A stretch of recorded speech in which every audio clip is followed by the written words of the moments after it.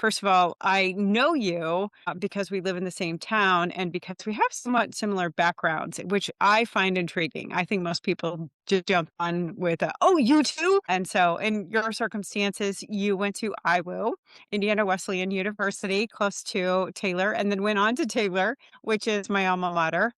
Albeit I went to the Fort Wayne campus, but I met my husband through Taylor. And then also you went on to Princeton Theological Seminary. And for me, that is just fascinating. Hey everyone, I'm M.L. Reynolds, and this is Examined, a space to weigh what we think, question what we know, and trace the threads that hold our understanding together. Each conversation is an invitation to dig into challenging ideas and explore new perspectives, and hopefully come away seeing things a little bit differently. When Aaron and I were kids, there were these things called salvation bracelets. They were really colorful. And they created this nice little roadmap for how we could explain our faith to other people. Red, white, black, blue, yellow, everything meant something. And it proposed the idea that everything would turn out just fine. But faith, as it turns out, is not an equation. It's relational and messy. And when the world lobs boulders into a stream, waters shift. The current changes. So it is with relationships. In this conversation, Aaron and I talk about growing up as culture warriors, raised with a map and a mission and a clear sense of purpose. And when the map doesn't hold, what we've learned is that faith is less about control, more about encounter, and how we're changed by the people and the moments that brush up against us. Practicing resurrection, as it turns out, comes with more heartache than we bargained for.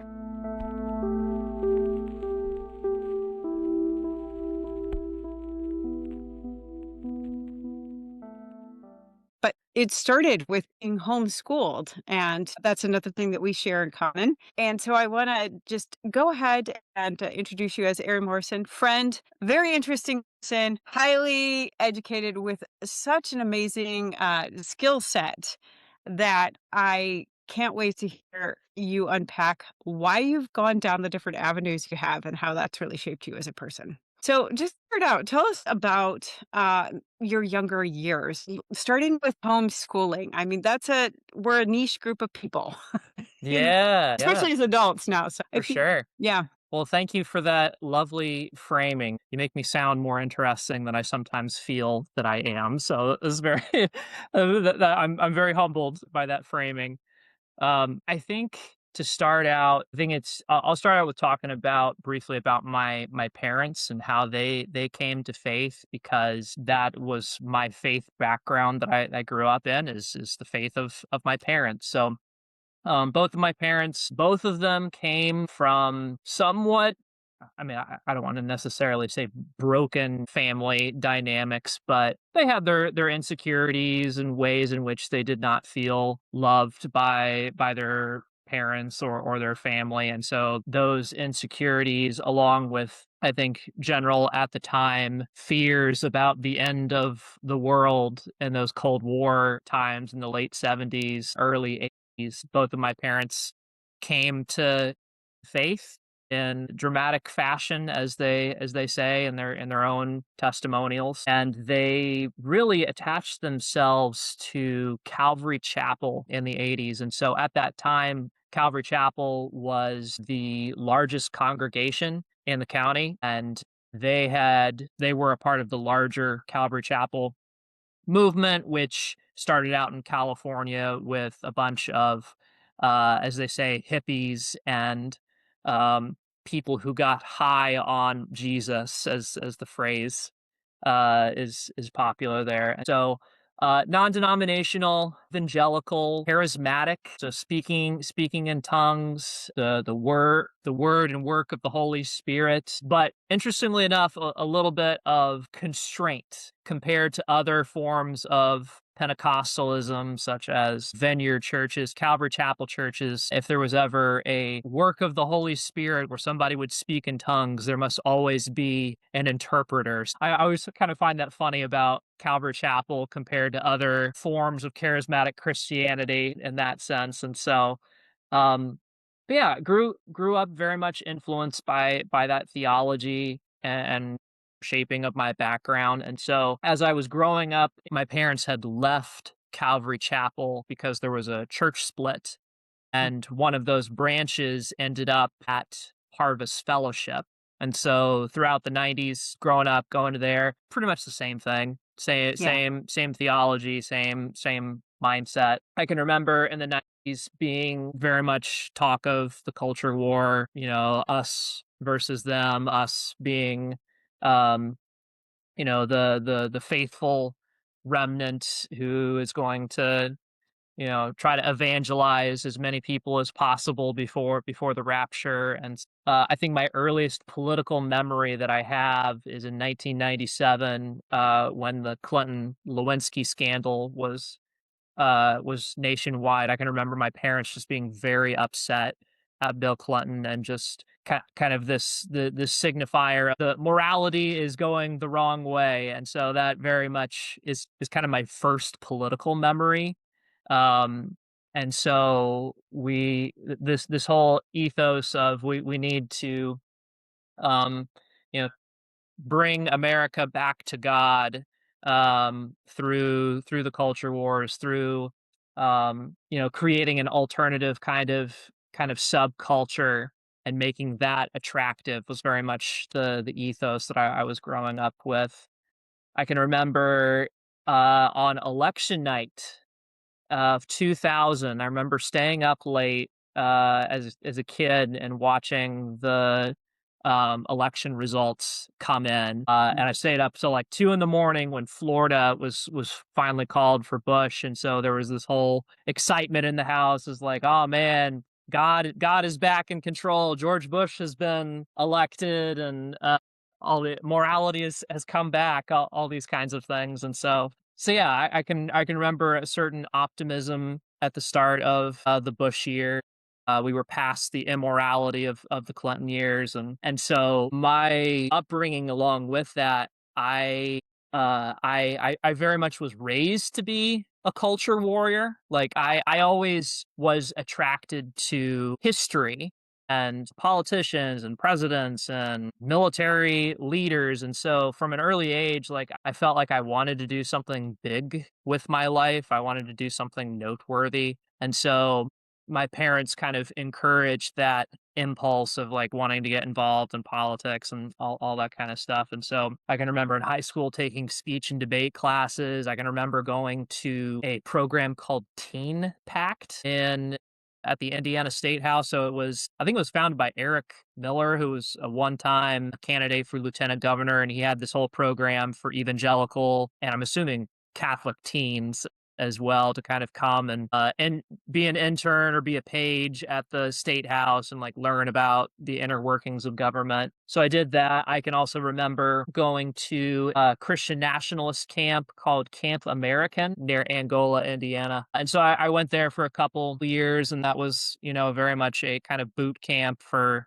like, this is the particular way to interpret the Constitution, and like this is the way the founding fathers kind of integrated Christianity into the founding of America. So that kind of idea was imprinted on me. And yeah, as far as homeschooling itself goes, I'm not sure how much of a stereotypical homeschooling experience I've had compared to others, in the sense that after eighth grade, my mother didn't really teach me on her own anymore. I was taught in homeschool co-ops all throughout high school. And so I kind of got some of the socialization associated with public schooling or private schools in that sense. So I was homeschooled K through 12 technically, but I didn't get necessarily a stereotypical homeschool experience after eighth grade. So to speak, I even did like extracurriculars like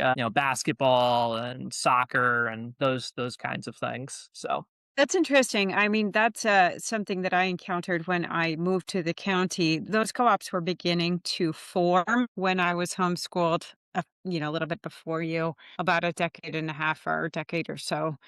And now they're fairly common. Your discussion about, you said Camp America, right? Camp American, American. Okay. yes. Did you go with young people from all different educational backgrounds, or did your parents find out about this through the homeschooling movement? Because that's a very I had similar experiences, not the Camp American, but the going to the state house and also what you said about just being raised to be a culture warrior. Yeah, it was almost entirely other evangelical homeschoolers with the exception of, like, a small contingent of, like, Catholic school teenagers from Kentucky. So, in your experience growing up homeschooled, you're talking a lot about this experience of Christianity as an act of sort of culture engagement. Mhm. And I'm curious, you mentioned sort of the theology of your upbringing.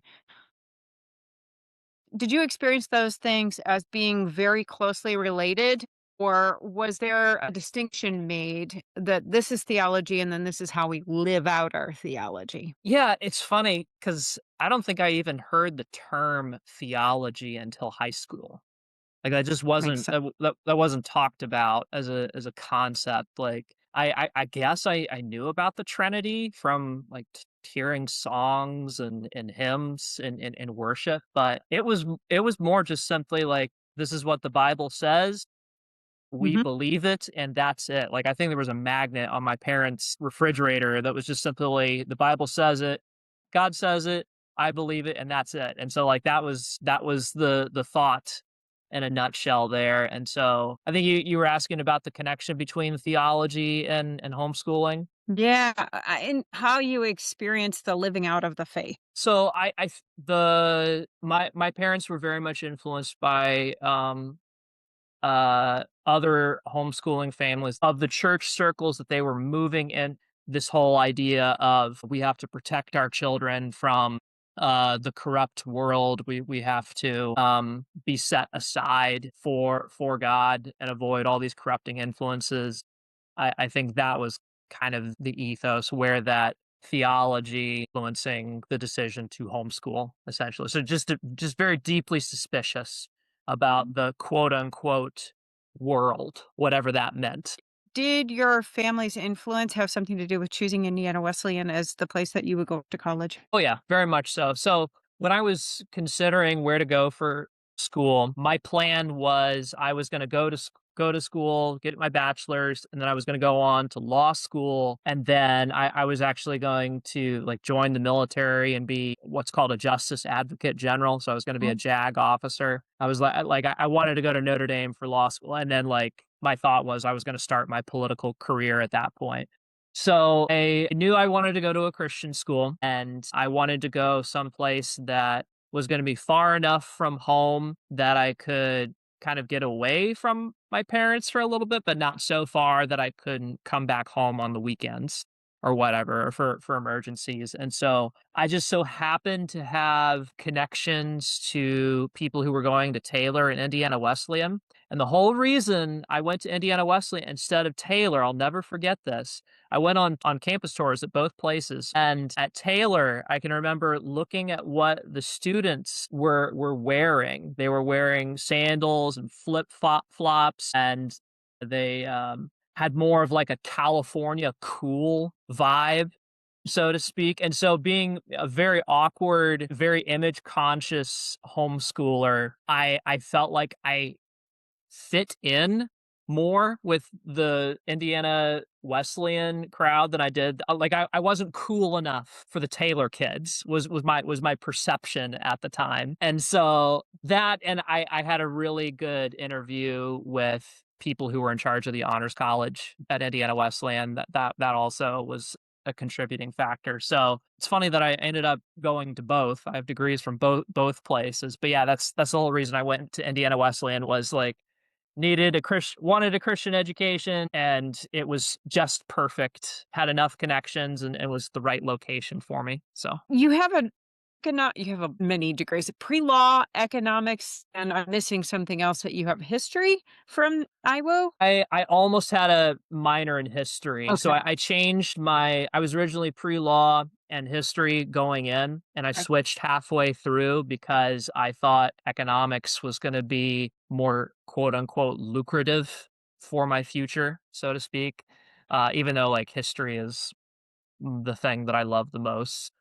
This is interesting because you have this, I'm going to go to college. I was homeschooled. I'm going to go to a Christian college. I'm going to go on to become a judge advocate general. Mhm. I'm going to pick up a political career. The first time I encountered this was in high school through the Indiana Homeschooling Association, that we should go on to infiltrate the government, like our culture and society. Was that part of the communication? Was that in the mix? Yeah, you're nodding Oh, yes. yeah, very much so, very much so. That was the whole idea, and so that sense of mission, that burden, so to speak, for good or for ill, that has driven a lot of my life decisions. I still carry that with me, like, even though I don't identify as an evangelical, I will always be culturally evangelical in terms of my posturing towards the world just because like that's in my bones. Like I'm always on mission because that was the burden I was given from the beginning. It's so fascinating how that it just gets right underneath your skin and almost seeps right into your DNA. Oh yeah. You went on Taylor for higher ed, and then you went to Princeton. What led you in other directions? Why was it such a, squiggly line? Yeah, I would say it was this tension I was trying to figure out between my sense of calling and what am I going to do to pay the bills? Mm. This Indiana Wesleyan was very much this time of thinking about calling, and if you're pick your major based on what your calling is, and you'll be in a good place in life. And so over time, I kind of had to decide that my calling is not necessarily my job description. I have finally at a certain point had to make a break with that. But for a long time, I tried to make it work. Like I really, really wanted to be a theology professor. I really wanted to teach and mentor people in higher education settings, and I eventually had to let that go because of practicalities of what was going to be possible for me. But I think in a sense, I pursued those degrees as well because I didn't go to therapy when I should have. I just decided to spend thousands of dollars on more education, and so that's on me that I still pay the dividends of. Instead of choosing to go to therapy, I decided to get graduate degrees in theology and higher ed. So, I would but have yeah, homeschool kids have done that. I'm not kidding. Like, if I just learn more, it'll yeah, get better. exactly, exactly. So I'm trying to do a little bit better at the therapy part at age 36 than the first 15 years of adulthood. Well, good on you because I waited until 44. No, better late than never. So you gave up the political career, Hmm. sounds like, and Yeah. you decided, now I want to move into higher ed. I want to mentor people in higher ed, and that brings you to Princeton. Yeah, so the reason why I pursued a higher ed master's degree first was the some of the people at Indiana Wesleyan who mentored me were higher ed professionals. And there was one guy in particular, Todd Ream, who is at the honors college there, Indiana Wesleyan. He has a master's in theology from Duke and then a PhD in higher ed from Penn State. And so I kind of modeled my ideal career after him, and I followed him to Taylor. He was teaching at Taylor right after I was graduating, and so he really, like, took me under his wing and was like, "Hey, Aaron, like, I know you're trying to figure out what you wanna do next with your life, why don't you join me over here at Taylor?"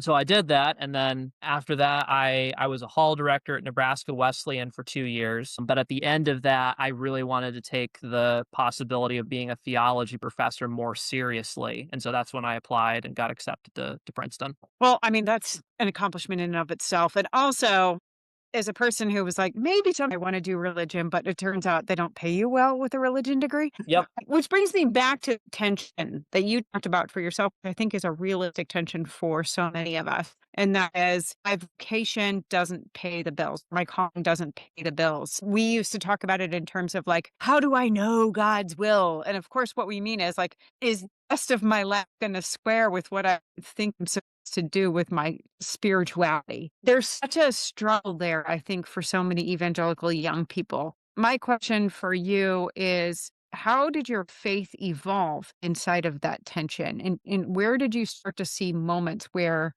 your belief about how to be a Christian started to change? It was definitely my time at Indiana Wesleyan where the most transformation in the shortest period of time happened. Mm. So, couple key moments. Freshman year, for example, I was in an Old Testament class taught by Dr. Steve Lennox, and we had an assignment in that class where we had to compare this ancient Egyptian wisdom literature called the Wisdom of Amenemope with the book of Proverbs. And in that assignment, I learned that these two things were very, very similar. And in fact, even though the Wisdom of Amenemope had been written several hundred years before Proverbs, Proverbs was word for word the same as the Wisdom of Amenemope in certain sections. And so this kind of blew my mind as somebody who had, up until this point, been taught to be very suspicious of the world, that nothing outside of Christian truth sources can be taken seriously. I grew up, I couldn't even read the Harry Potter books. Like Harry Potter was anathema.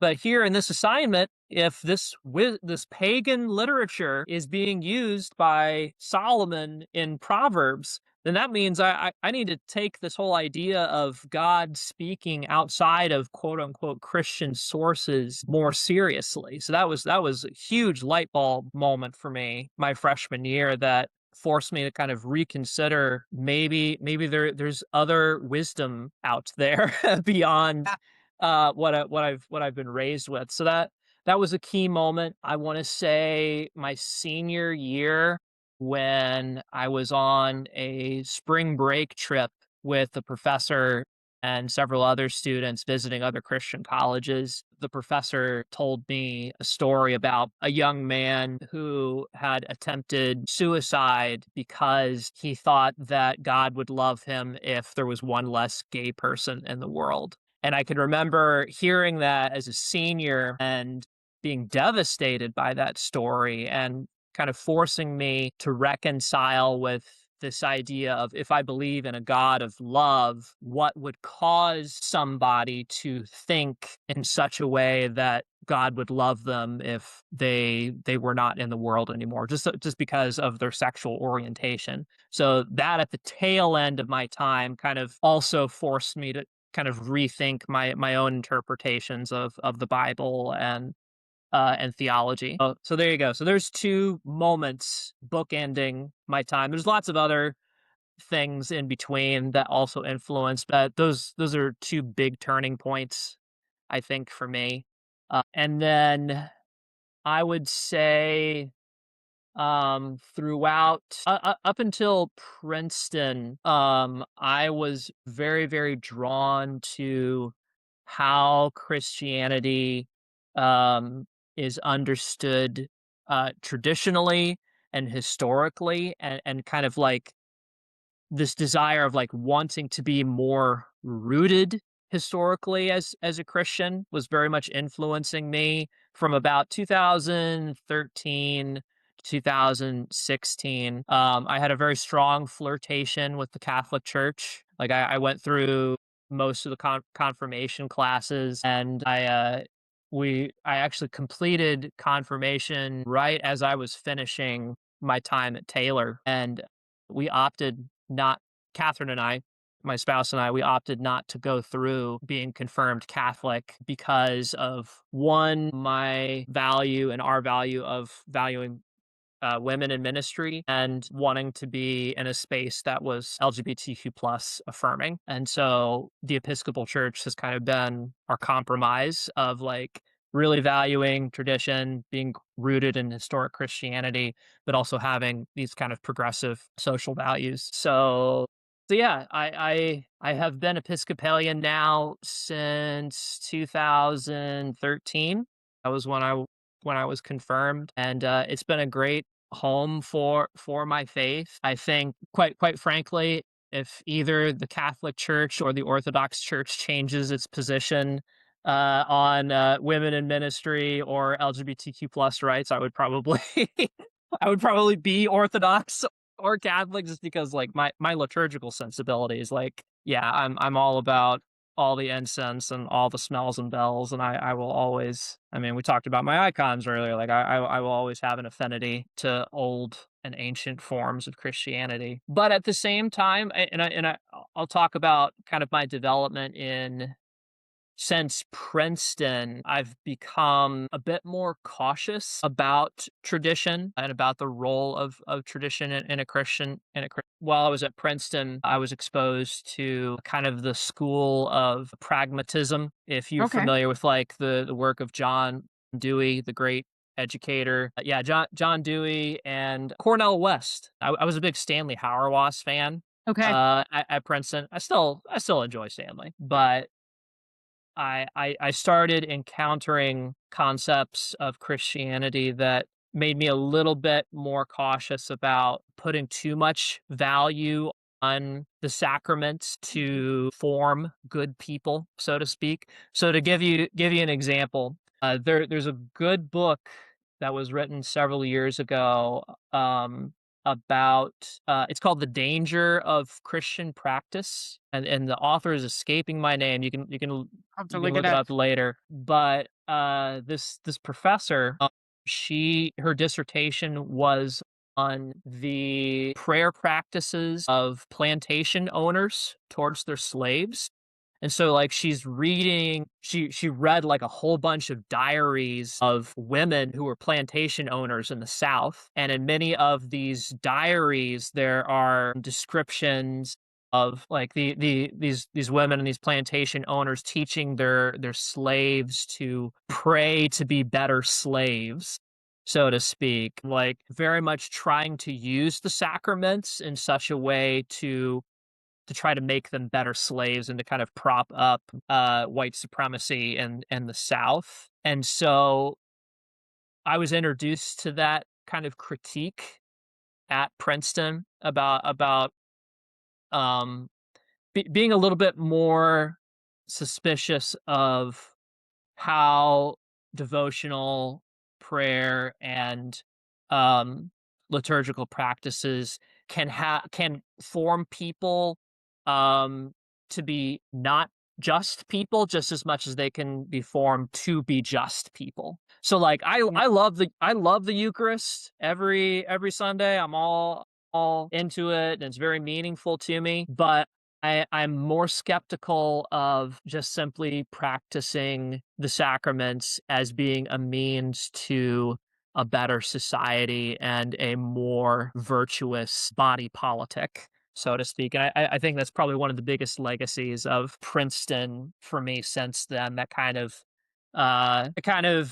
critique of like, don't put what Augustine thinks as being the final sovereign word on ethics and morality, so to speak. That's probably the best way to sum it up. So, and I love Augustine, but so That's fantastic and important to know. I think it took me a while to have that shine rubbed off after moving into the Orthodox Church because it felt like this was moving into such an Eastern experience of Christianity, more into the meditative, more into the quieting, more into the full sensory experience that you touched on.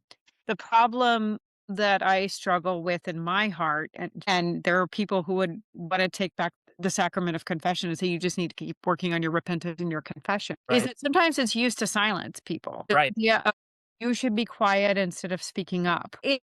lovely to be a meditative person. It is lovely to center yourself around inner peace, inner stillness. But there are times when one's voice needs to come to the table. And Mhm. we can use all of those different little pieces of tradition to kind of hold a person into a place we think they need to fit. Yes. And it happens with women. It happens with LGBTQ people.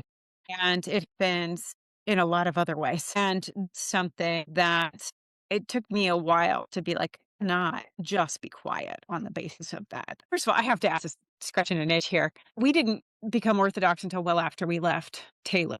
Mm, However, I knew people who became Orthodox or went to Taylor as Orthodox Christians. I'm very mm. curious, what was the reception for you as you were shifting towards a more liturgical experience in an evangelical school setting? So what did other people think of how I was that direction I was going? I mean, if they weighed in, maybe they didn't. Yeah, I think in general people were supportive. I did not among my peers, I didn't really encounter that much resistance or like that much worry necessarily. I got more pushback from my parents and people from back home because they were seeing on Facebook how I was changing and so they were all wondering like what's wrong with Aaron? Like why is he all of a sudden so excited about denominationalism and all that. So yeah, no, they were pretty supportive at Indiana Wesleyan, which I'm grateful for. As a person who's homeschooled and really wanted to please my parents, like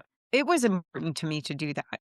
Very hard to have that sit down conversation said, hey, we're going to leave this non denominational background. Our church, I've described it as being charismatic and somewhat Pentecostally. It's closer to Calvary Chapel, although we never affiliated. So it was really hard for my parents to accept that Mm. experience, and that impacted my faith. Would you tell me a little bit about what it was like to tell your parents? I don't know how you unpacked that, and then also how you resolved the differences over time. Oh man, still very much a work in progress. Yeah, it admittedly, um, and I'm okay with this being on the record. Like my parents and I are not on talking terms right now. Like Okay. things have kind of devolved in such a way um post 2020 5 that yeah, the things have never been worse between my parents and I, which is really sad and hard for both Catherine and I. But yeah, I think initially going back to 2013 when I was confirmed in the Episcopal Church, um, they just found it strange, and they were fundamentally uncurious about what was happening to me. They just assumed that Aaron's professors had corrupted him, Mhm. ironically at a evangelical Christian college of all things, and they've always been fundamentally uncurious about why I have changed, even though I have attempted for years to try to help them understand. And I mentioned about my reticence to go to therapy being a problem. In some ways, it can be said almost every theology related, politics related thing I've posted on social media has been in the hopes that my parents would see it and interact with it and maybe understand why their son has changed. And so, um, I have an unhealthy relationship with social media because of because of that, because I'm still somewhere inside a little boy who wants his parents to understand him and love him for who he is and not as a projection of themselves. So I'm trying to get better at grieving that, at dealing with that insecurity. So yeah, so it's not resolved. It's not I think the biggest thing I'm trying at this point to help my parents understand is that their son didn't die when he went to college. They didn't lose their son when he went to college. That if anything, much of who I am, the seeds of which were planted by my parents. Like my parents taught me that faith is the most important thing. Mhm. Jesus is the most important thing. And so I have taken that to heart my entire life. And what has happened is that love of Jesus and love of the church went in a direction that they neither had the imagination nor the intention that it would end up this way. Yeah, I wish they could see that. I wish I could make them see that, but they can't. There's So so much grief in that, and you're not alone in that experience. When you said the thing about social media, that's so familiar to me. It's like we're setting up flares, right, just begging for you to ask the questions so that we can have the conversation so that when we walk away from each other, we still know, hey, you did the right thing. The things that you thought were most fundamental remain fundamental, right, even if I express them and practice ways that are unfamiliar to you. right. That's a good thing to grieve. It's a good thing to take to therapy. I kind of want to move into your modern experience right now as a Christian in the Episcopal Mhm. Church. You're very active at your church and contributing in a lot of different ways. How do you live out your faith right now? How does it feel most real to you? Yeah, I think my spirituality is most connected to my awareness of history. History has been my way into God. My sense that the world is haunted by stories, that every inch of this plane that we walk on is haunted with stories of dreams, of hopes, of fears, of people who have grappled with what it means to be human. And so as I am aware of these stories, I am aware of the presence of God. And so, if anything, as I've gotten older, that sense has gotten more acute. Awareness of history,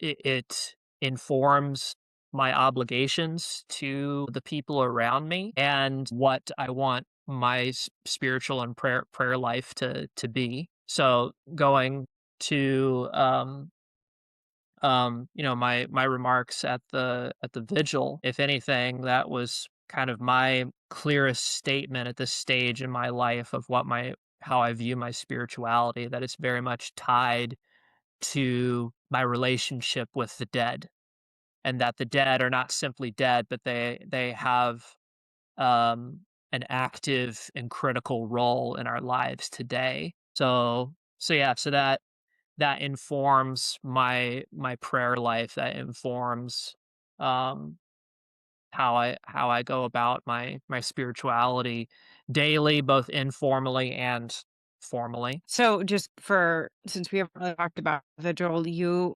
spoke at a really powerful vigil for not just Alex Petty, but ostensibly, but 9 people have been killed in encounters with outside of detention. More have died in detention. This was a vigil locally open to the entire public, and you posted your remarks on Facebook.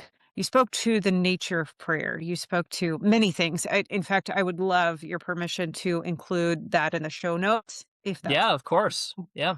because there's a lot there to consider carefully and maybe revisit a couple times in thought. You spoke about the way that prayer changes us, and I Mhm. thought that was incredible.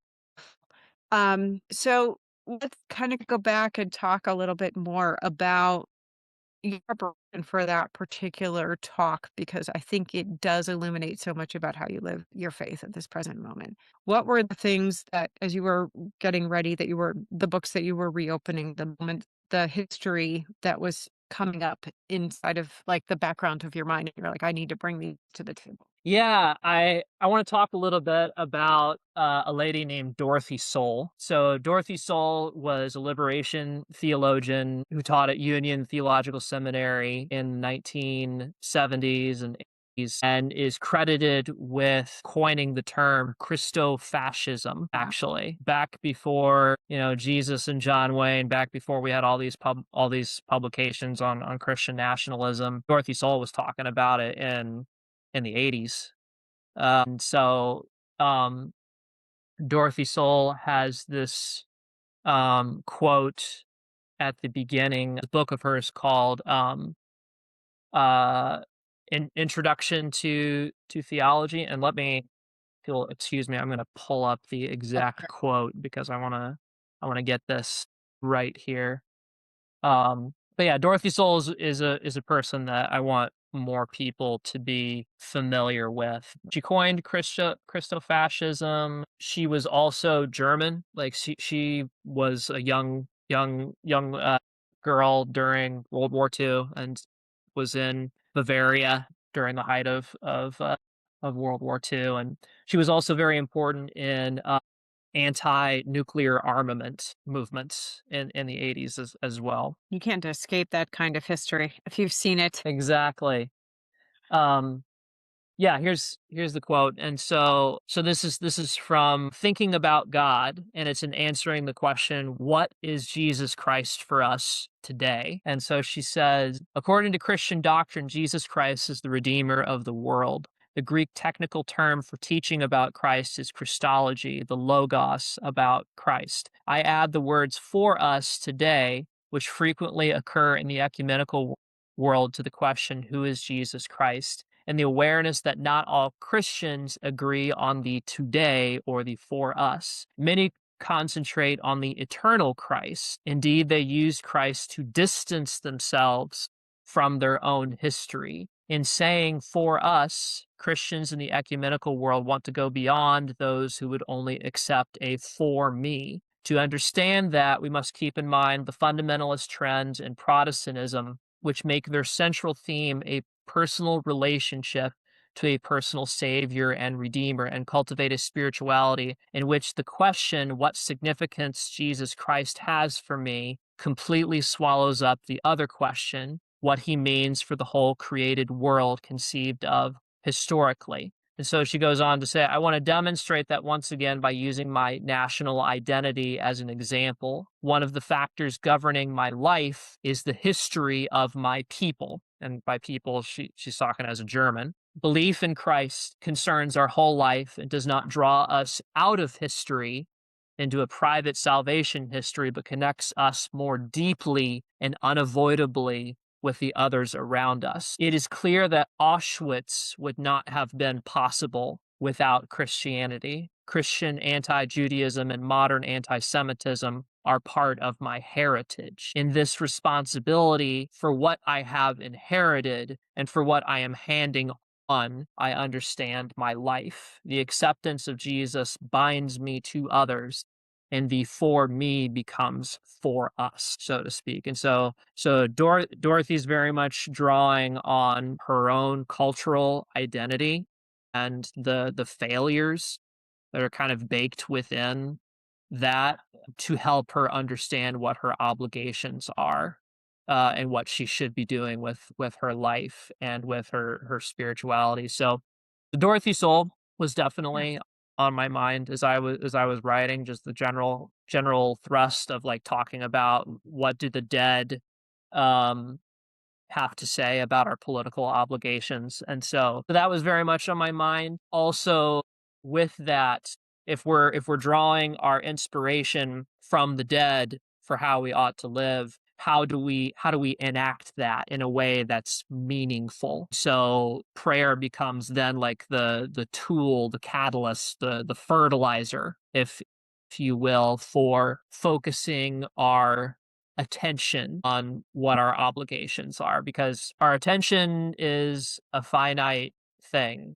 And as human beings, we are dragged all over the place in 2026 with our attention just by the consequence of capitalism. Quite frankly, it's all the more fragmented. So prayer is, as W.H. Auden says, is about attention fundamentally. And Auden's not the only person who says that. Simone Weil says a Mhm. lot about attention. Thomas Merton Absolutely. also says similar things. And then of course Kierkegaard. So those four people.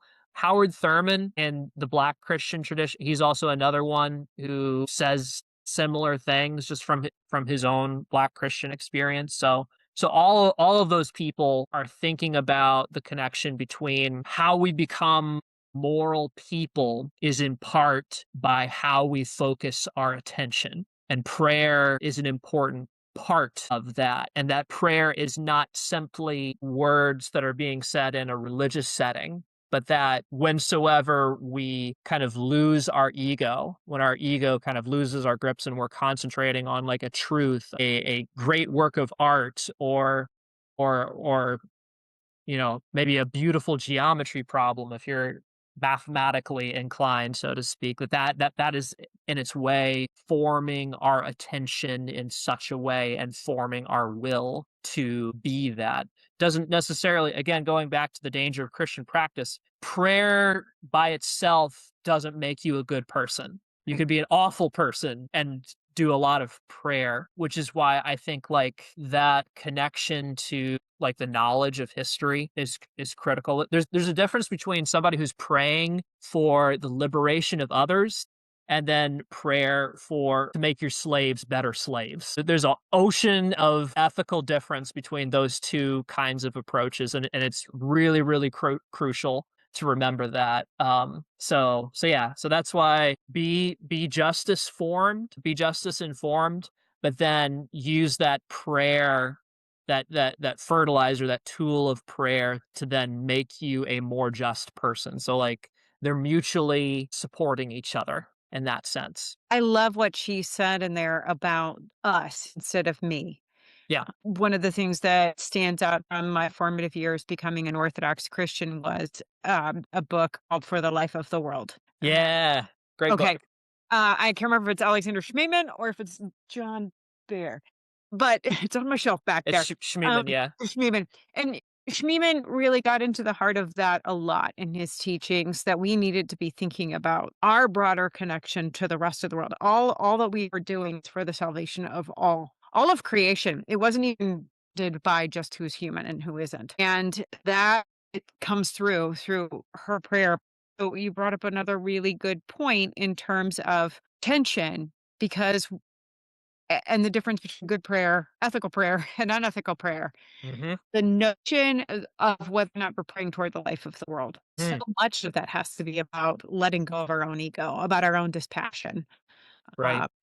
or a detachment from ourselves for the sake of the other, or the sake of the good and the beautiful Mhm. in that respect. That's really, we're coming up on Great Lent. It's such a great message for the experience of Lent. And I Mhm. wanted to kind of drive to that area a little bit. What does that whole season mean for you as an Episcopal? And how does that help you live out your faith? Yeah, yeah. I mean, Lent, and I like telling people that Advent is also a penitentiary season as well, just as much as Lent is. But I view Lent as this great invitation in time to kind of re recontextualize and re-critique our own spiritual categories or attempts at spiritual categories. That yeah, it's an invitation of undoing and reforming. I want more people to practice Lent. I want more people to think about it and incorporate it into their. This season coming up on Lent is one that brings up a lot of turmoil, and it's because there's so many paradoxes that are involved in that, and I think you just Mhm. hit on that, that it is a breaking down and reforming, and if anything else as we go through this season, one of the best questions we can ask with our attention and pose to God and ourselves is, how Mhm. what do you want broken down and what do you wanna reform? I thought of something about Lent that Yeah. I do want to share about because this has been a critique of Christianity that's been important for me. So, like Friedrich Nietzsche, his great critique of Christianity is that it is a slave morality. In other words, for Nietzsche, Mm. Christianity has this tendency to make us repress the parts of ourselves that are good and beautiful and true. So Nietzsche was very worried about kind of the Stoic impulse in Christianity, this kind of dying to self, which I want to talk about the example of Simone Weil very, very quick because I love Simone Weil, but I think her life in some ways is also a critique of some of the dangers I think we can approach the Lenten season with. So Towards the end of her life, she refused to take care of herself. Like, she starved herself because she wanted to be, in solidarity with people who were suffering Mm. overseas, and then she ended up dying. And so one of my theology professors, a lovely woman named Ellen Cherry at Princeton, she talked about Simone Weil as kind of a cautionary tale of how Christians can kind of unintentionally fulfill that thing that Nietzsche was worried about how Christians can embrace suffering and self-flagellation to a point where we can lessen our own dignity, I guess, in a way, or where we can impose that on other people. And so I think of Simone Weil and Nietzsche's critique in the sense of how I approach Lent, that yes, it is a deconstructing, yes, it is a denial of my own impulses, but at the same time, I don't wanna go so far with that I'm not also embracing the parts of me that are life affirming and that I encourage that in other people. So there you go. So there's a thought about Lent and It's a huge devotional spiritual complex. life. Yeah. Every time I approach it, all the Orthodox, sometimes I ask my husband, "Why do we be so extra?" And Right. the pushback that we get from, our fellow Orthodox is, A, don't look at, the person next to you and fasting, and B, let's be gentler on ourselves. Is fasting just to, like, wear yourself down, wear yourself out, prove yourself moral. It's not doing spiritual work within you. It would be better for you to just not get angry at your neighbor. Yep. Just practice that. Exactly. Yep. Or, many people will just say, "I'm sign on social media. Mhm. That's what I can do." And Right. there's a lot of good that comes from that. So, I think you really contextualize that extraordinarily well. Well, thank you. I want to move into the question of resurrection at this point. Mm. Yes. One of my favorite poems is by our beloved Midwesterner, Wendell Berry, where at the end of it, he talks about practicing resurrection. What Mhm. does the penultimate feast of the Christian church, Easter, mean to you? And how does that help you practice resurrection? Yeah, it means for me that death is not the end, that the final power, final sovereign power in this world is not death, but resurrection, second life, that out of the ashes at our lowest point in humanity, that goodness can break forth.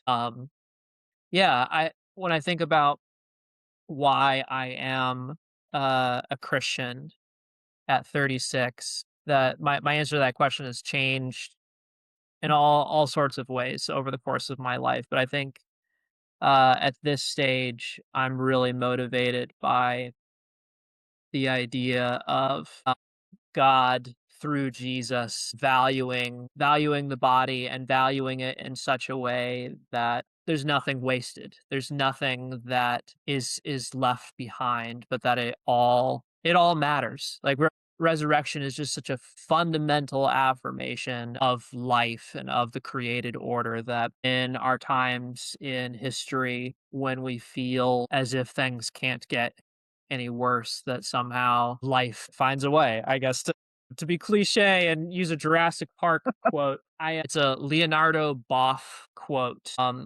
He's a Brazilian liberation theologian. He says this: "The resurrection of the crucified Jesus shows us that it is not meaningless to die for other human beings and God. In Jesus' resurrection, light is shed on the anonymous death, on all those who have lost out in history while fighting for the cause of justice and ultimate human meaningfulness." As one author suggests, the question of resurrection is rightly posed from the standpoint of insurrection. The resurrection tells us that the murderer shall not triumph over his victim. That's awesome. We talk about trampling death by death, and really it robs the power, not Mhm. just from the tomb, but from the murderers themselves. Right.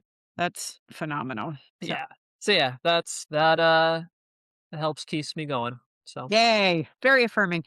This has been Quite a conversation. I've really enjoyed just watching the arc of it go as I listened, watch, listen, whatever, all the senses. Thank you very much for the gift of your time and for what you shared. Is there anything else that you want to tack on because it stands out to you as relevant to the conversation? Yeah, I want to talk about something else related to history, just as something that has been deeply encouraging to me. So there's this passage in Paradise Lost, the great work by John Milton, Yeah. where at the end of Paradise Lost, Adam is asking the angel about the meaning of history. And Adam is kind of depressed at first that Jesus's arrival in time didn't change things, that humans remained awful, and that we have these cycles in history where human beings continue to be awful. And I mean,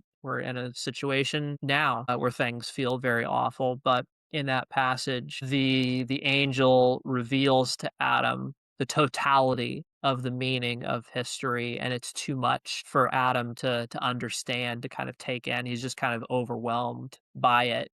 And at the end, he kind of talks about just the importance of faithfulness and of ultimate trust in the power of God's love working through history. That yeah, there are questions that we're not going to understand about the meaning of our lives this side of eternity. But if anything, that should embolden us on the basis of history to trust all the more.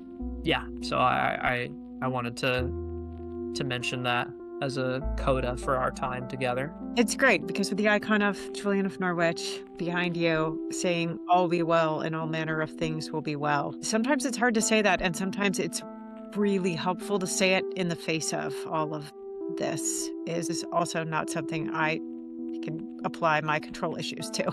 Yep. Verse said once, it's important to remember that success is not one of God's names, but faithfulness is. I'm going to throw a little side chuckle in here. I was like, at some point, Martin Buber has to come up in this conversation. Yes, yeah. That's awesome. And a great way to end. Success is not one of God's names. Yep. That's awesome. Thank you very much. I really appreciate it.